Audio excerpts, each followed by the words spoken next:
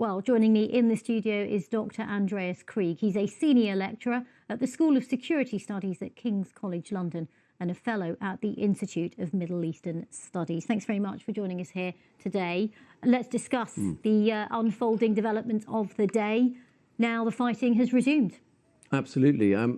I would still be fairly optimistic that the agreement that was reached last week hasn't been completely broken, even if the truce has been broken. I think there's still quite a lot of appetite on both sides to get the hostages out and kind of use this on the Hamas side as leverage to kind of get a bit more of a ceasefire going later on, or a humanitarian pause going on. It was also always expected that the truce might break. The humanitarian situation is obviously such that things can happen very quickly, and things can only happen 24 hours at a time. So we can not really look very long into the future. So I think we could see another truce for another couple of days, in a couple of days, even over this weekend.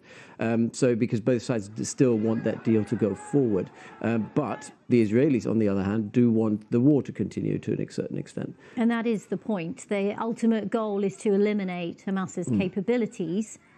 How are they likely to reach that? And of course, all the while, we're seeing more civilians die in Gaza. And that's the biggest problem of all of that. There isn't a military solution to killing and eliminating Hamas. You can't kill every single Hamas fighter. This is a counterinsurgency environment, and I've said it for weeks. The biggest problem is the idea of Hamas needs to be eliminated. Therefore, you need to kind of address the root cause of the crisis, which predates the 7th of October. It's the lack of statehood, the lack of hope on the Palestinian side, and offer them something else. And the problem that the international community has, and that's the increasing pressure on Israel as well, the UK, the US, and other Western partners as well, are saying, look, you need to provide us with a clear political strategy and a roadmap out of this war, because you can't fight war for the sake of fighting war. So if Hamas can't be eliminated militarily, you need to provide something in its place, an alternative, a political alternative to Hamas. So far, nothing has come from Israel. Israel is still very much stuck in a military-only approach and hasn't offered anything in terms of governance.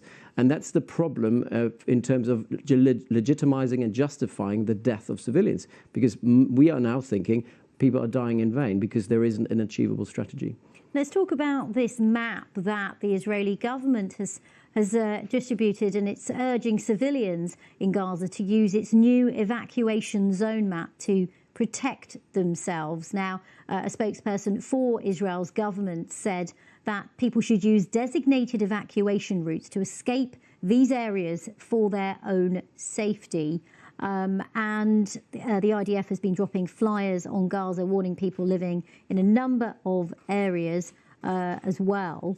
What do you make of this new map that's been distributed?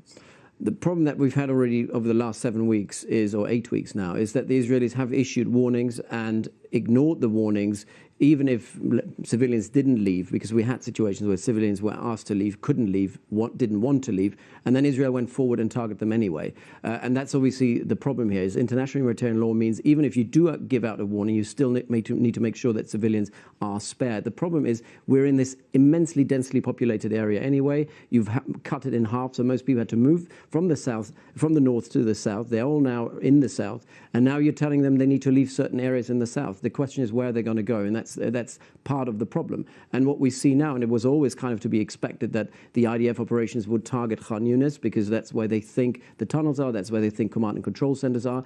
But we also see that the Israeli intelligence isn't as good as it used to be in terms of knowing where they actually are. Remember, there have been on multiple occasions wrong intelligence. So if they're now moving into that territory with ground troops and also with area effect weapons, we will see a lot more death.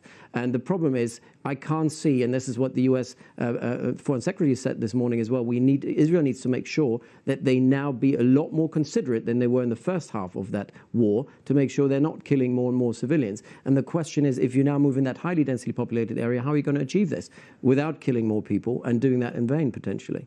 You just heard, Dr. Krieg, that the Hamas-run health ministry is now saying that more than 100 people have been killed in Gaza after the end of that truce. So we can already see the casualties numbers growing there.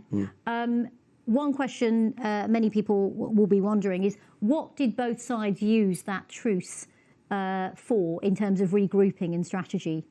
I think we're always looking at this from the wrong end in terms of saying this is all about the military advantage for either side. What the Qataris have tried to do as a mediator was trying to also make sure that humanitarian aid is coming in. The problem now is what we see is that humanitarian aid is again being used as leverage by the Israelis, which is illegal, to say, look, we're only going to let humanitarian aid in unless you cooperate. Now, Hamas is not cooperating, and who's being punished collectively is the civilian population. So we need to make sure that humanitarian aid is coming in, and that can't be stopped. That can't be part of the truth. That can't be negotiated. Both sides haven't really used the truth to regroup in any particular significant way. We need to understand Hamas is anyway surrounded already by the IDF. They don't have anywhere to go. The tunnel system is very widely intact, not been touched by anything that happened over the last 7 weeks, and the command and control centers are clearly also still functioning. So Israel hasn't made the progress that it claims it has made. It has made some progress overground. It hasn't made the kind of significant progress underground in terms of targeting the command and control center. So Hamas is still operational. For what we understand, Qatar is continuing to try and broker a further ceasefire.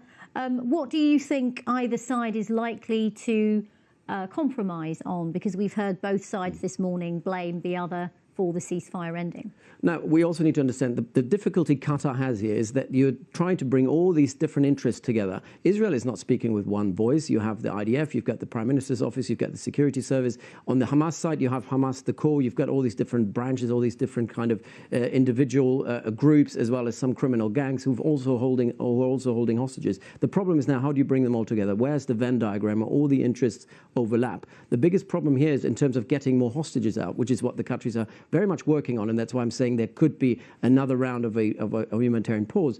The problem here is we don't have all the hostages in the hands of Hamas. They're spread across the Gaza Strip, held by different groups. So the Hamas now needs to show that they can actually get them out and they can deliver them to the Israelis. And that's what they're negotiating over. And that's why I think there will be another truth coming in fairly soon.